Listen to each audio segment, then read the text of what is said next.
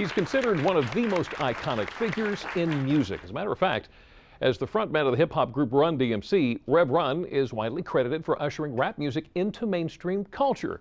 You may remember Run DMC literally broke down what some called a racial wall when the group collaborated with rockers Aerosmith on a remake of Walk This Way. And today, Rev Run is still very much a dynamic figure in entertainment, but he's also taken up a new platform.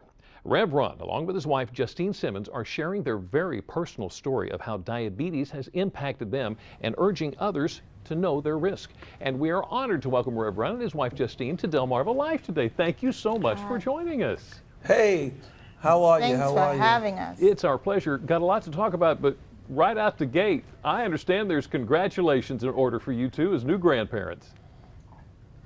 Yes. I Yes. am a grandfather and she's grandmother. We just came from Los Angeles where our daughter had a little baby girl, Ava Marie, and yep, we're grandparents. He's grandpa, and I'm Jem. She just wants to be GM. It's a GM. lady thing. She doesn't want to be grandma. Leave it at that. Okay. Let's call her Jem. GM. I don't know, whatever. Obviously, family is incredibly important to you guys.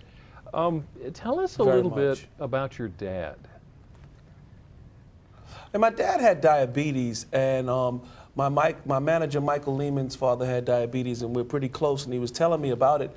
And he had a conversation with Novo Nordisk, and we came up with an idea to make a website called AskScreenKnow.com.